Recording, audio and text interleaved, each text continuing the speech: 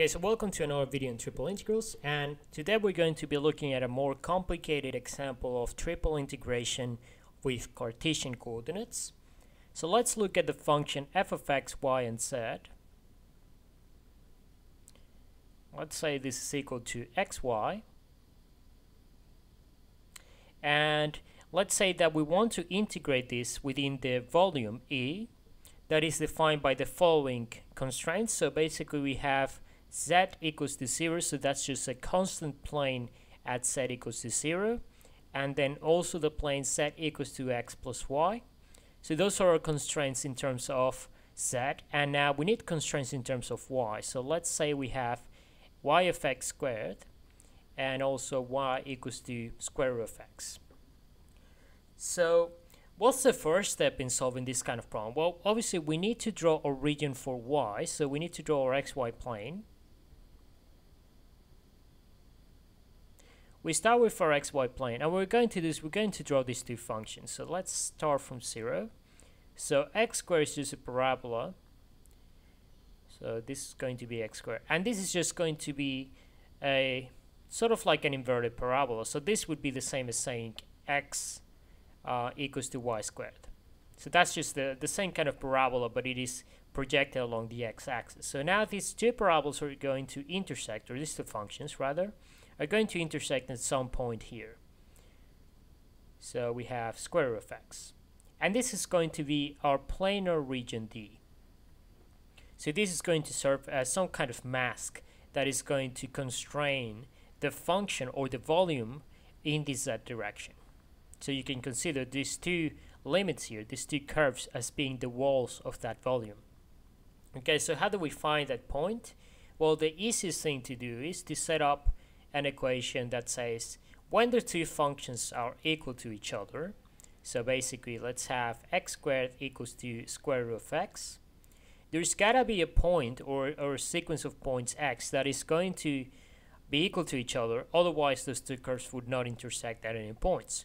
Well, we know that if we choose x equals to 0, they intersect at this point, but we already knew that because we evaluated the functions at the point 0, so we know they start from there.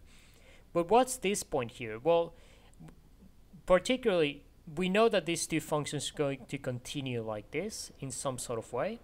So obviously they would not intersect at any other point, so that's the only option that we have here is to set x equals to 1, because that's the only value that satisfies this particular equation, which means that this is going to be the point 1.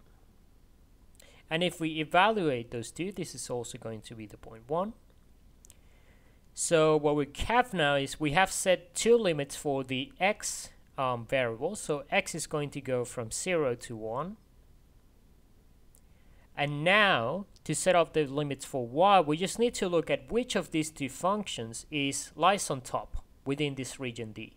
So the function that lies on top is square root of x, so that's going to be the upper limit in y. And the lower limit is going to be the function that lies below that one, so that's going to be x squared.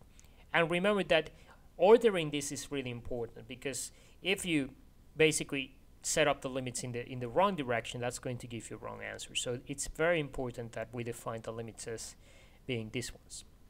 So now that we have that, we can proceed and find limits for z, but that's already given here. They already give us the limits in z.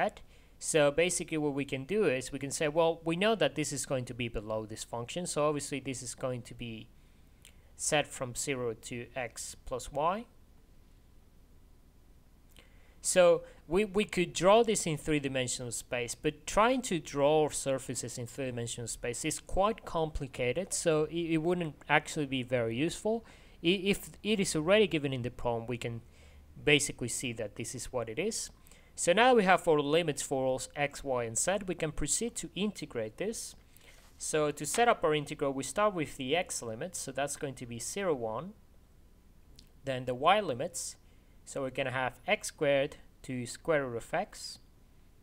And finally the limits in z, which is 0 to x plus y. So that's going to be that. And now our function is x times y, so that's going to be the function we put in here. And we're going to start integrating by dz, then dy, and then dx. So let's see what this looks like. 0, 1, x squared, square root of x. And now this is going to be x, y, z from 0 to x plus y, and then dy dx. So now all we need to do is make that substitution in here for z, and then that's going to give us the following: 0 to 1, x squared to square root of x. And now we're going to have xy times x plus y. So if we expand that out, that's going to give us x squared times y plus x times y squared dy dx. So now what we're going to do is we're going to integrate this with respect to y. And you can already see that even though this region of integration is not that complicated, the integration is going to take a few more steps than the last time. So the difficulty increases quite dramatically for more complicated regions. So if we integrate this with respect to y, this is going to give us x squared times y squared over 2 plus x times y to the power 3 over 3. And this is going to go from x squared to square root of x dx. And now we're going to evaluate this, so we're going to replace those limits in, and this is where it's going to get a little bit messy. So basically we replace this one first, so that's going to be x cubed over 2 plus x to the power of 5 on 2 over 3.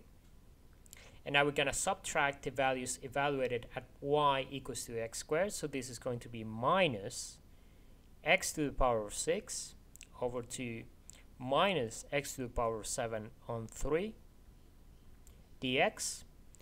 And in the end we have this nice polynomial, so that's fairly easy to integrate. We just raise the power by 1 and then divide by it. So we're going to get x to the power of 4 over 8 plus 2x 7 over 2 over 21 minus x to the power of 7 14 minus x to the power of 8 over 24. And all of this is going to be integrated between 0 and 1. And because we have those nice constant limits in the end, this should simplify quite a lot. So this is going to give us 1 over 8 plus 2 over 21 minus 1 over 14 minus 1 over 24. And this is going to be equal to 3 over 28. So 3 over 28, well, that's going to give us that value of that function. And you can imagine that this would be sort of like a hypervolume. So if we were to assign units to this particular value, it would be something like units to the power of 4. But obviously that goes beyond any physical meaning, so we don't do that. We just say that the value of this triple integral for that particular function within this region of integration E is 3 over 28. So just to illustrate, the most important thing that you need to know when solving a triple integral is you need to basically establish your limits. This is the most important thing that you need to do. The limits are going to define what your integral is going to be, and if you do anything wrong here, then your entire method is just going to be wrong and it gives you the wrong answer. So I would recommend start first by drawing some region on the xy plane, and then finding the limits on x and also the limits on y based on whatever functions they give you. And after you have done, then establish the limits on z. So usually this is given as well. It is well defined for the problem. And once you have all that, just plug them into the integral, and remember that the order of integration should always start from the function that has the most variables, so that's usually z. So you integrate with that, then integrate with y and then x, and you should get a constant value in the end. If you're getting an answer that contains any variables in it, then you're probably doing something wrong, or maybe the order of integration that you use is not the most suitable one. So that might require you to redo the integration in a different order. But in general, this is just the standard procedure for this. Now, obviously, this covers Cartesian coordinates, but we can have a lot of other interesting applications of integrals when we introduce cylindrical and spherical coordinate systems, and that's something that we will do in the next video.